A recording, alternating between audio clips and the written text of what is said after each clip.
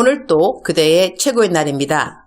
임은미 선교사 묵상입니다. 2021년 2월 12일 금요일 최고의 날. 어떤 일을 들을 때 어떤 들음이 주님을 기쁘게 하는 것일까? 느헤미야 1장. 어제 한국에 잘 도착했다. 시차 적응을 잘하기 위하여 비행기에서 오면서 덜 잤고 오늘은 새벽 4시에 알람을 맞춰 두어서 새벽 4시에 깼다.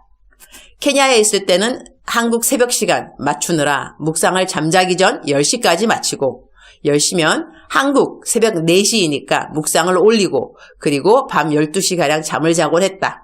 이제는 한국이니까 그렇게 할 필요가 없고 이렇게 새벽 4시에 일어나면 된다. 그런데 어려운 점이 이럴 때 하나 있나니 바로 음성 녹음인 것이다.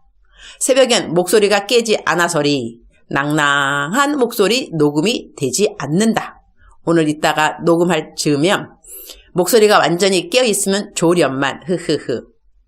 어제는 두바이에서 묵상 녹음을 했는데 공항 라운지인지라 조용한 곳을 찾기가 너무 힘이 들어서 주님께 주님 녹음할 어디 조용한 곳 좀 찾게 해주세요 기도했더니 기도 마치자마자 저기 기도방이라고 쓰여있는 곳이 눈에 띄었다.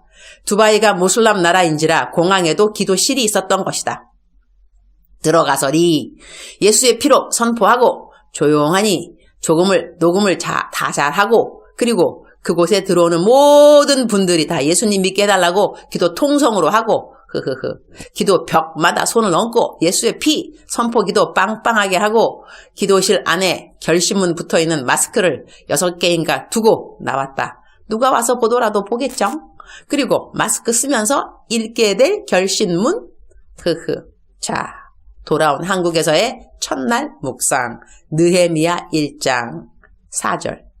내가 이 말을 듣고 앉아서 울고 수일 동안 슬퍼하며 하늘의 하나님 앞에 금식하며 기도하여 When I heard these things, I sat down and wept. For some days I mourned and fasted and prayed before the God of heaven. 느헤미야가 들은 소식. 그는 유다에서 바벨론에 있는 느헤미야에게 온 하나니에게 물었다. 유다와 예루살렘 사람들의 형편을 그러자 하나니가 대답해 주었다. 예루살렘에 있는 백성들이 거기에서 큰 환난을 당하고 능욕을 받으며 예루살렘 성은 허물어지고 성문들은 불탔다고 말이다. 그러자 느헤미야는 이 말을 듣고 앉아서 울고 수일 동안 슬퍼하며 하늘의 하나님 앞에 금식하며 기도하기 시작한 것이다. 오늘 묵상 말씀에 듣고 라고 하는 이 말씀이 마음에 와 닿는다. 우리들은 많은 것을 듣는다. 좋은 소식도, 나쁜 소식도, 슬픈 소식도, 안타까운 소식도, 화가 나는 소식도. 어떠한 것을 듣고 난 다음 나의 반응이 어떠한가에 대한 생각을 해보게 된다. 두바이에 도착했을 쯤인가 중보기도방에 올라온 어느 기도 제목이 마음을 참 짠하게 했다. 남편이 암 환자인데 항암 치료 받으면서 너무 힘든지 이제는 남편을 가게 해 주어야 할 것 같다는 그런 글이었다. 그동안 잘 참아준 남편인데 너무 힘들어해서 자신도 어떻게 기도해야 할지 모르겠다는. 그분 개인톡으로 들어가서 남편을 위해 기도하겠다는 말을 남겼는데 그분과의 개인톡 이전에 주고받은 글을 보니 이런 글이 있었다. 4월에 제 남편이 폐암, 사기 판정을 받아 뇌로 전이된 암을 방사선 치료 10회하고 2주 뒤인 어제 항암 치료 받기로 했었는데 지난 2주간 상태가 급격히 나빠져 폐암이 더 빠른 속도로 자랐고 혈전도 생겨 병원에 지난주일 저녁 다시 입원했어요. 그리고 몸 상태가 나빠져 하기로 했던 항암 주사를 다 할 수가 없다고 면역 치료도 할 수 없고 원한다면 항암 치료 반절의 약만 줄 수 있는데 이것도 몸 상태를 더 악화시킬 수 있다고 그러니 맞을 건지 안 맞을 건지 선택하라고 합니다. 그때 내가 그 글을 받고 난 다음 댓글을 보았는데 내 댓글은 네, 힘든 상황이군요. 남편께 힘과 용기와 소망이 함께 하기를. 어제 내가 보낸 댓글을 내가 다시 읽으며 그 상황에서 이러한 나의 댓글이 그분에게 위로가 되었을까? 그런 생각을 했다. 참으로 절박한 상황들에 대한 들음에 대하여 나의 반응은 어떠한가 하는 생각을 해본다. 어떤 분은 내게 급히 여겨주는 당신의 문자를 보냈는데 내가 금방 답을 안 해서 섭섭한 분도 있으셨는데 내가 하는 사역이 사실 중보 기도 사역은 아니다.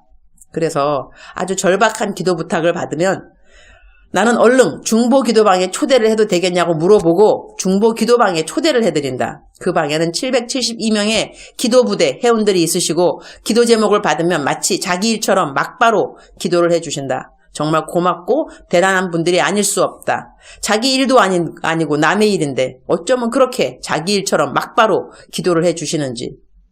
기도를 부탁하는 분들의 마음은 하나같이 절박하고 힘들어서 기도를 부탁하는 것이 당연한 일인데 그 기도 제목을 듣고 나의 반응에 대한 생각을 오늘 내 본문 말씀을 읽으면서 해본다. 나는 평상시 해야 하는 일들을 다 하면서 기도 부탁을 받는다.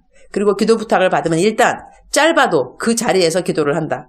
그러나 기도 부탁하는 사람의 기대처럼 그렇게 길게도 간절하게도 내 기도는 이어지지 않을 수 있다.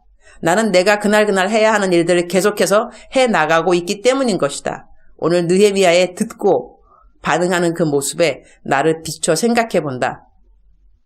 나라의 힘듦 앞에서 백성들의 범죄함 앞에서 마치 자기 스스로의 잘못으로 나라가 잘못된 것처럼 울고 슬퍼하며 금식하며 기도로 나오는 느헤미야.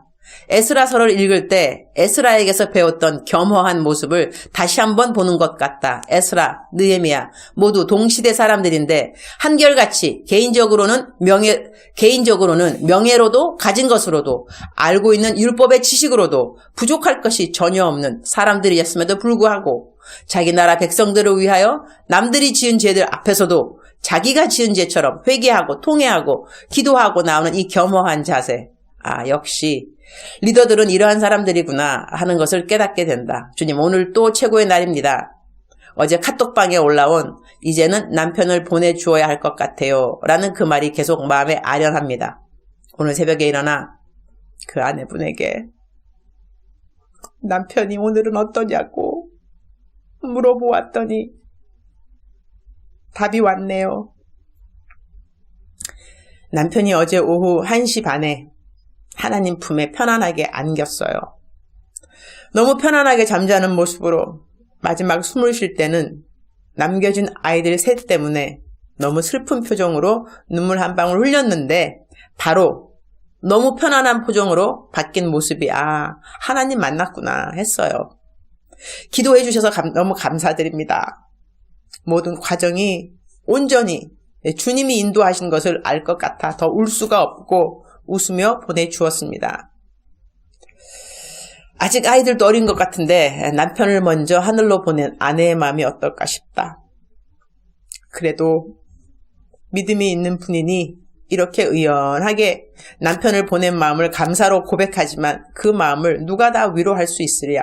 주님이 이 가정을 지키시고 보호하시고 아이들의 매일을 책임져 주시며 함께하여 주시기를 기도드린다.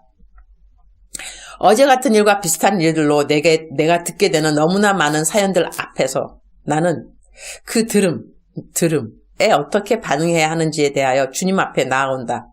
모든 사람들의 급박한 일들이 나의 급박한 일은 아니지만 많은 사람들의 죄악 역시 내가 저지르고 있는 죄악들과는 전혀 무관할 정도의 일들도 많이 있지만 느헤미야도 에스라도 자기 자신들의 일이 아닌 일들 앞에서 여호와 하나님 앞에 어찌 나와야 할 바를 아는 리더들이었으니 나도 주님 보시기에 어떠한 들음이 올바른 들음이요 반응인지 주님 마음에 합한 들음과 반응이 있게 해 주십사 기도를 드린다. 주님, 오늘은 한국에 왔다고 또 코로나 테스트를 받으러 잠시 나갔다 와야 합니다.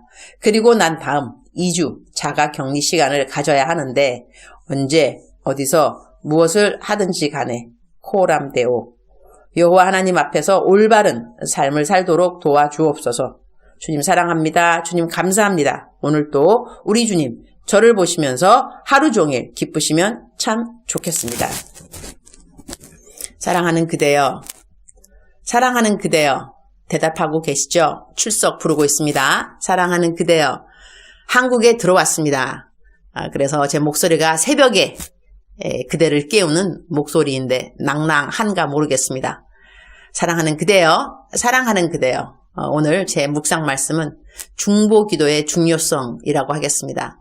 남들을 위해서 기도하는 것이 사실 쉽지 않습니다. 그들의 마음하고 똑같다는 것은 더더욱 어렵고요. 그럼에도 불구하고 에스라 또 느헤미야 하나님이 아끼시던 훌륭한 리더들을 보게 되면 그들은 남의 일들을 자기 일들처럼 여기면서 기도할 줄 아는 사람들이었습니다. 남의 일도 남의 일들이겠지만 특별히 우리가 사랑하는 우리 나라와 민족, 우리나라가 어떻게 될 것인지, 이 세계가 어떻게 될 것인지, 하나님의 섭리 가운데 움직여주고 있는 하나님의 타이밍, 이 모든 것들. 우리가 기도를 이야기할 때 성경 말씀은 깨어있으라 하는 그 말씀이 나올 때마다 기도가 함께 나옵니다. 깨어있으라 하는 그 뜻은 다시 말하면 기도하고 있으라 그 말과 동일한 명령이 되겠습니다. 기도하고 있으라, 깨어있으라, 기도하고 있으라, 깨어있으라. 우리가 남들을 위해 기도할 때도 우리가 기도하는 시간이니까 깨어있는 시간이겠죠.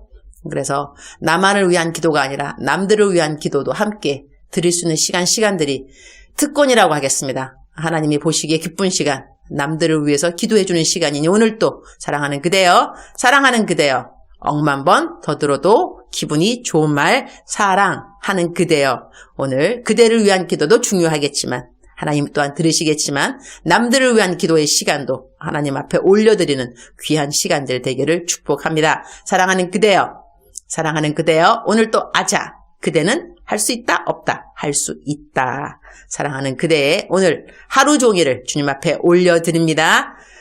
사랑하는 그대여 사랑합니다. 사랑하는 그대여 축복합니다. 오늘 또 그대의 최고의 날입니다.